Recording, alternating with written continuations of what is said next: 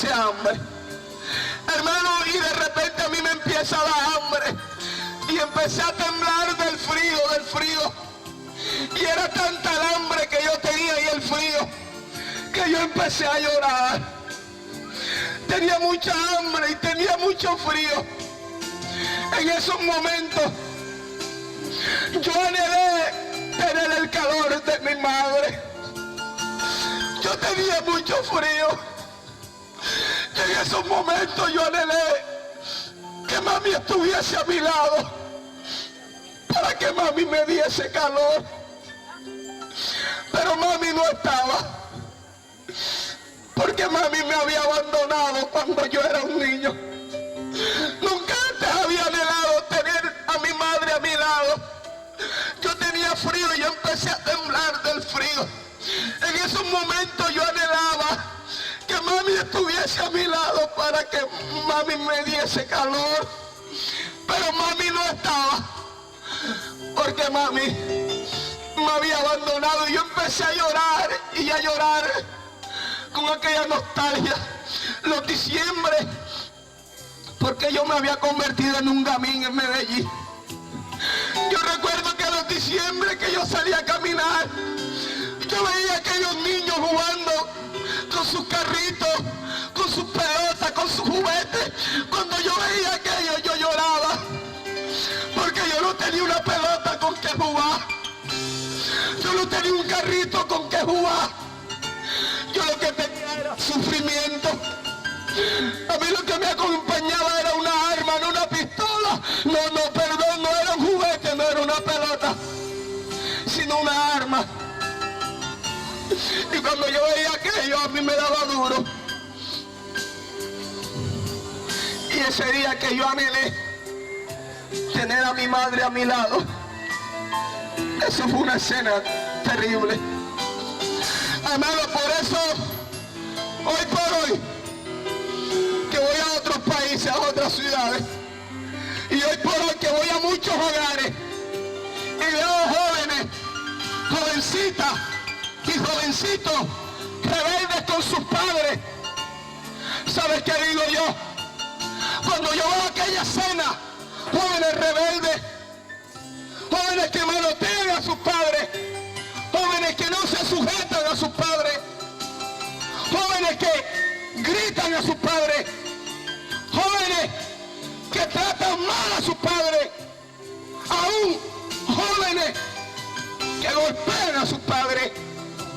Y cuando yo veo aquello, ¿sabes qué digo? Verdaderamente que Dios le da pan al que no tiene dientes. ¿Sabes por qué, hermano? Porque yo anhelé tener una madre. Yo anhelé tener una madre y no la tuve. Yo muchas veces estando en la cárcel, estando en esos momentos difíciles, con hambre y con frío, muchas veces yo anhelé tener una madre y no la tuve. Y usted que la tiene, usted no la valora. Por eso le digo a los jóvenes que me escuchan a través del CD, los que me están escuchando en este lugar, y los que me escuchan en todo el mundo, y los que me escuchan en Venezuela, los que me escuchan en Puerto Rico, los que me escuchan en Colombia, y los que me escuchan en el mundo entero, quiero decirle a los jóvenes: honra a tu padre y a tu madre para que te vaya bien en la vida.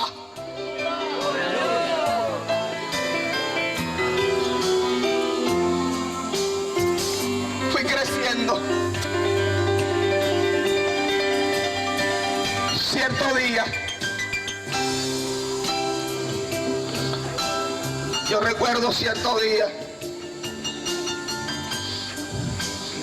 que yo salí a robar.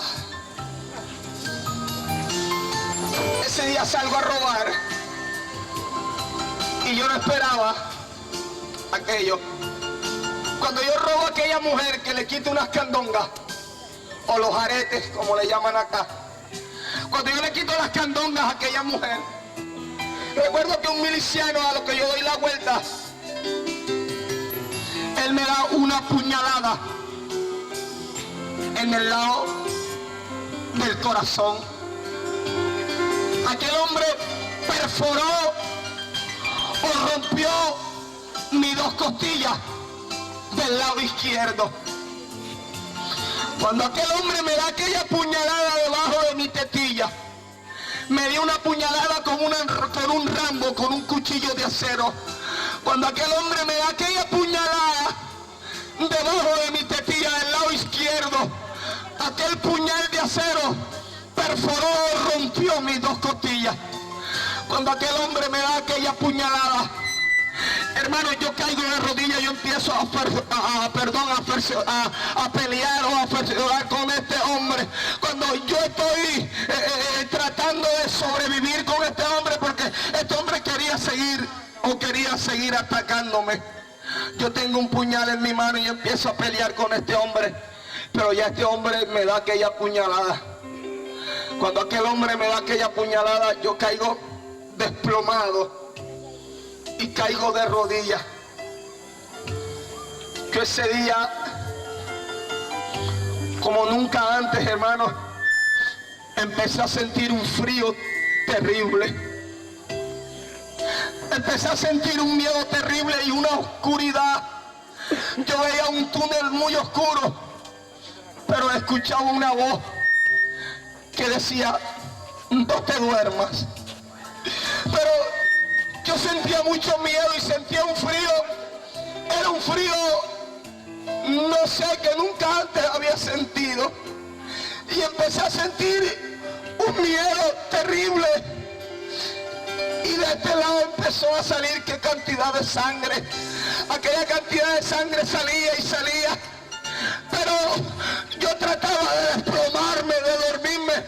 Pero yo escuchaba una voz audible que decía: no te duermas, persiste, no te duermas, persiste.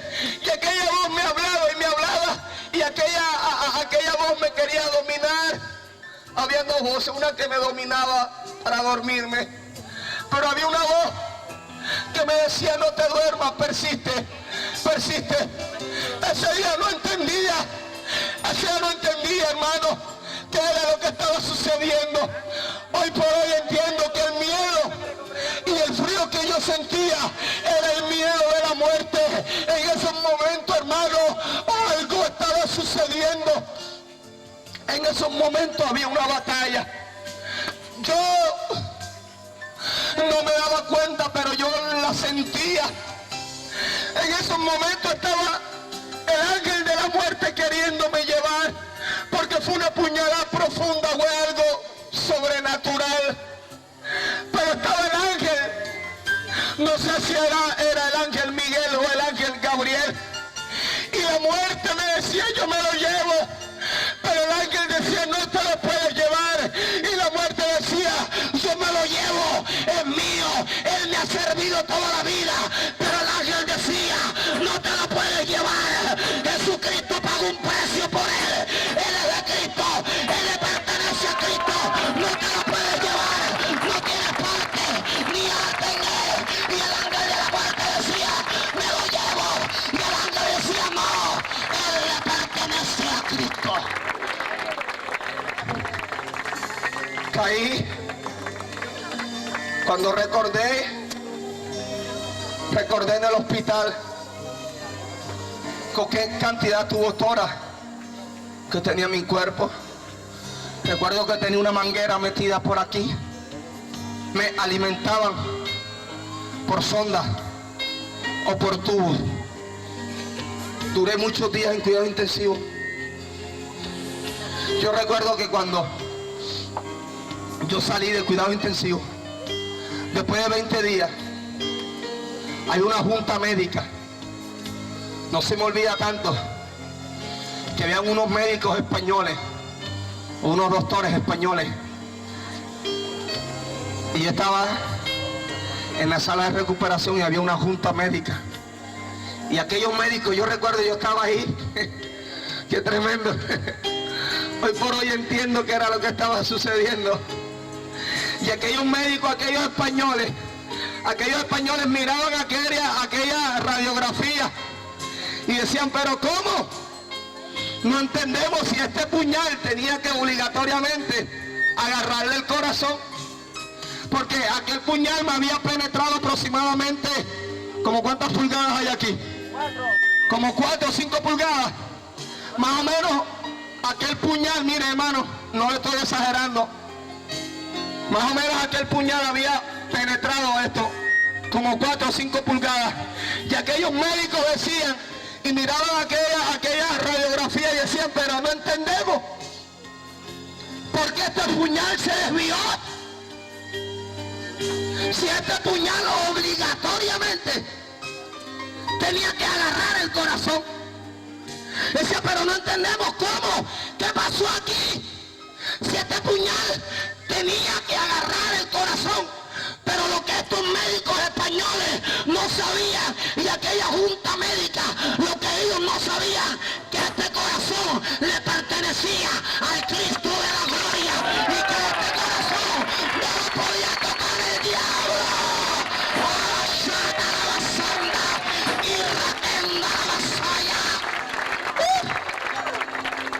Aleluya. Amén a su nombre. Alguien levante su mano en esta noche y adore a Dios.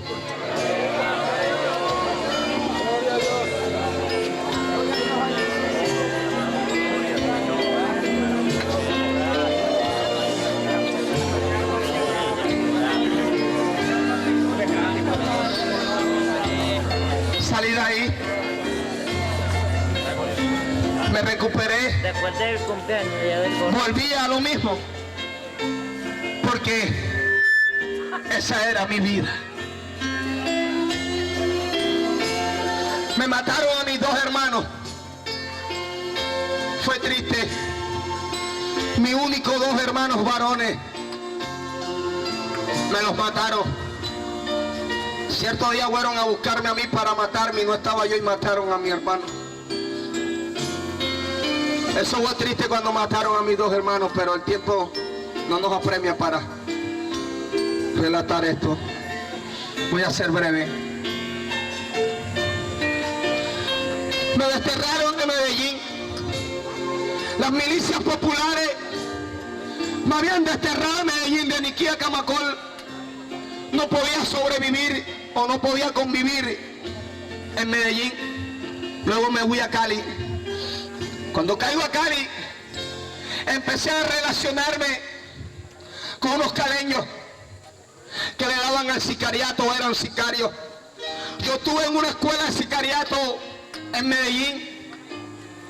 Cuando la época o la abundancia de Pablo Escobar, yo estuve en esa época en Medellín. Cuando la época de Pablo Escobar, yo estuve en una escuela de sicariato en Medellín. En Medellín me apodaban alias el Costeño. Era muy reconocido porque el diablo me había enseñado cómo quitarle la vida a una persona estando manejando en la moto. El diablo me había enseñado cómo conducir una moto. El diablo me había enseñado tremendamente cómo manejar moto. Entonces los mismos bandidos empezaron a relacionarme en Cali y me decía, el Costeño es buen camello. Yo era sacador. Andaba con un sicario y yo era el sacador, el de la moto. Y empezaron a relacionarme en Cali y decían, mira, el Costeño es un buen sacador. Y empecé a relacionarme en Cali en el sicariato. Y empecé a hundirme día a día más en el sicariato. El diablo empezó a darme mucha riqueza. El diablo empezó a darme mucho dinero. Había hecho mucho daño en Cali. Me había hundido mucho en el sicariato. Y ya era reconocido en Cali como alias el Costeño. Recuerdo que cierto día estaba en Cali, exactamente en Palmira Valle. Había ido a Palmira Valle a refugiarme porque le habíamos quitado la vida a un empleado público, un hombre del gobierno, un hombre muy reconocido. Y como nos habían dado mucho dinero, yo me había ido a Cali a refugiarme. Estando en Cali, en Palmira Valle, refugiado, escondido en aquel pueblo, no sabía que la fiscalía me estaba haciendo un seguimiento, una búsqueda. Llevaban 4 o 5 meses haciéndome un seguimiento. Recuerdo yo que estando en esa esquina con muchos malandros, con muchos pillos, llegó la fiscalía y me capturan. Cuando me capturan, de una vez me dicen, guarde silencio, lo que diga será usado en su contra. Me llevaron para la fiscalía, de una para el penal de Palmira de máxima seguridad. Me habían capturado por homicidio. Nunca antes había caído a la cárcel por homicidio. Yo estuve en muchas cárceles. Estuve en el penal, estuve en la cárcel de Villanueva en Cali, estuve en Bellavista en Medellín, estuve en la 40 en Pereira, estuve en la cárcel distrital en Bogotá, exactamente en el Pardo Leal, estuve en el Bosque, estuve en la Modelo de Bucaramanga. Y estando en el penal de Palmira, me capturan por homicidio. Y no estando mucho capturado como el año, me condenaron a 40 años por homicidio. A mí me había agarrado orden público, me habían metido sevicia. Y no solo sevicia porque era un empleado público. Al año de haber estado capturado, me condenan a 40 años por homicidio. Y empecé a tener problemas en el penal. Y andaba aburrido, amargado. Yo recuerdo que yo quería tomarme el patio o ser el cacique del patio. Recuerdo que yo andaba con el Zarco. Recuerdo que andaba con el Caleño. Cierto día que vamos con el bongo. Vamos con el bongo es la comida o el loco. Ahora llaman el bongo o la comida. Y yo voy subiendo con mi bongo, voy con el Caleño y vamos dialogando. Voy con el Caleño y el Zarco. Y voy sabiendo con mi bongo, vamos subiendo para la celda. De repente cuando vamos subiendo, nos salen los encapuchados. Como 10 delincuentes encapuchados. Y con cuchillo en la mano empiezan a darnos cuchillos. Yo vi literalmente como cogieron a cuchillo el Zarco y el Zarco cayó muertecito. Vi literalmente como cogieron al Caleño, le dieron qué cantidad de puñalada y cayó muertecito. Yo recuerdo el diablo a mí me había dado tanta malicia, el diablo me había dado tanta experiencia para pelear a cuchillo. Recuerdo que yo lo primero que hice fue buscar la pared, protegiéndome con la pared y lo saqué mi platina. Cuando yo saco mi platina empiezo a forcejear con esta gente. Y esta gente se me viene encima dándome cuchillo. Total, pude sobrevivir de aquel ataque. Entonces yo sabía que ya no podía convivir en el patio. Decidí aislarme o irme para los calabozos, para la Guayana. Allá se siente la cárcel. La cárcel es fea. Yo creo que la cárcel es el peor castigo del hombre. Y es triste que nosotros nos hemos olvidado de los presos. ¿Sabes qué le digo? Acordado de los presos. Ellos necesitan una palabra de aliento y de fortaleza. La cárcel, en la cárcel se sufre, en la cárcel se llora, porque allá no entra el delito, sino el hombre. Muchas veces yo necesitaba una palabra de aliento y de fortaleza. ¿Sabe qué le digo a los creyentes de Venezuela y a los ministros que me escuchan? No se olviden de los presos, acordados de los presos como si fuéramos nosotros mismos. Recuerdo que no podía sobrevivir en el patio porque yo sabía que en cualquier momento me iban a quitar la vida. Decidí irme a vivir a Guayana o a los calabozos. Estando en los calabozos, yo tenía como 7 meses de estar aislado, yo recuerdo que nos sacaban una vez a la semana, 1 hora a ver el sol. Yo allá me había puesto blanco. Nos sacaban una semana. Nos sacaban 1 hora a la semana a ver el sol, 1 hora a solearnos. Del resto todo el tiempo en el calabozo. Yo era muy agresivo, era un hombre agresivo. Yo era un hombre violento, porque crecí en medio de la violencia y me había convertido en un hombre agresivo y violento. Recuerdo que llevaba como 6 meses de estar en los calabozos. El guardia me dice, recuerdo que a mí mi familia me había abandonado, mis amigos me habían abandonado, y recuerdo cierto día, llega el guardia y me dice, el padre Costeño, a mí me apodaban alias de Costeño, y él me dice, padre Costeño, ¿tienes visita? Hermano, le digo que yo me tiré de aquel camarote y pegué un salto y dije, wow, llegó mi traba. Hacía días que no consumía droga y ese día pegué un salto y yo dije, wow, llegó mi traba, hoy ese va a ser el día que me voy a drogar. Entonces yo le pregunto al guardia y le digo, guardia, pregúntale a la chapa cómo se llama. Y el guardia me grita y me dice, no, que no tiene chapa. Y yo, no, pregúntale a la chapa cuál es el alias, el apodo, cómo le dicen cuál es la chapa. Y el guardia me dice, no, que no tiene chapa. Y yo, pero ¿cómo así el alias? ¿Cómo le dice? No, que no tiene chapa, no tiene alias, que se llama Pedro. Y yo dije, Pedro. Y yo no conozco ningún bandido que se llama Pedro.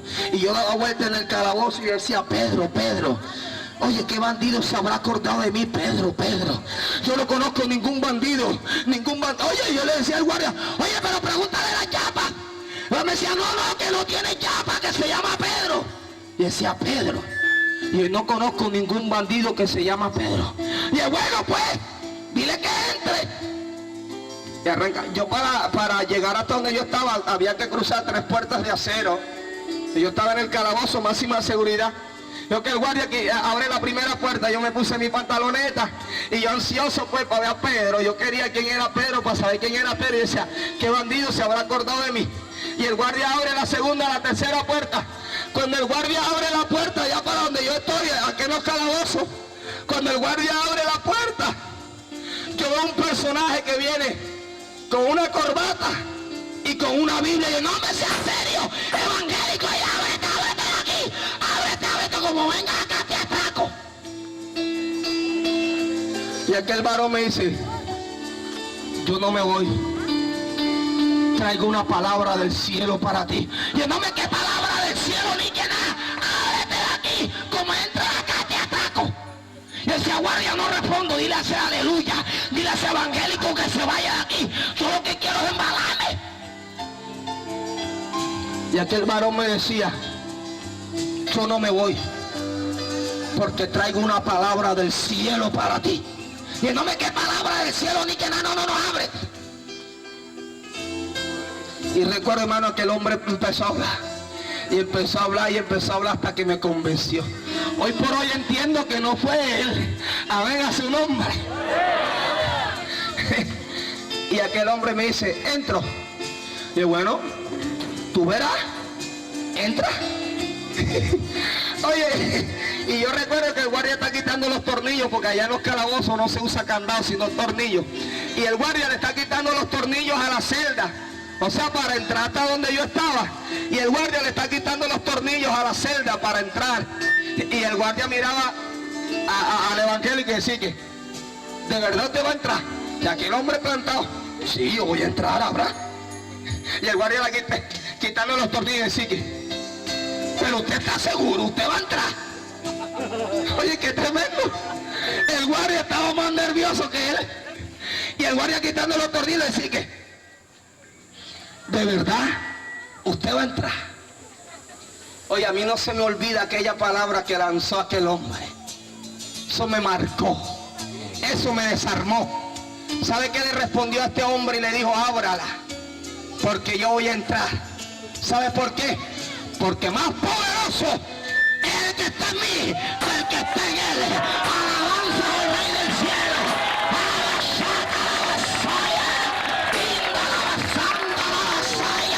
Él tiene poder.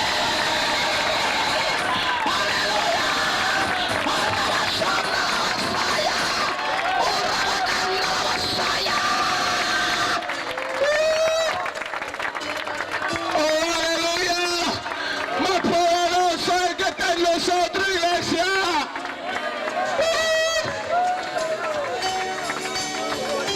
Hermano, y aquel hombre entró.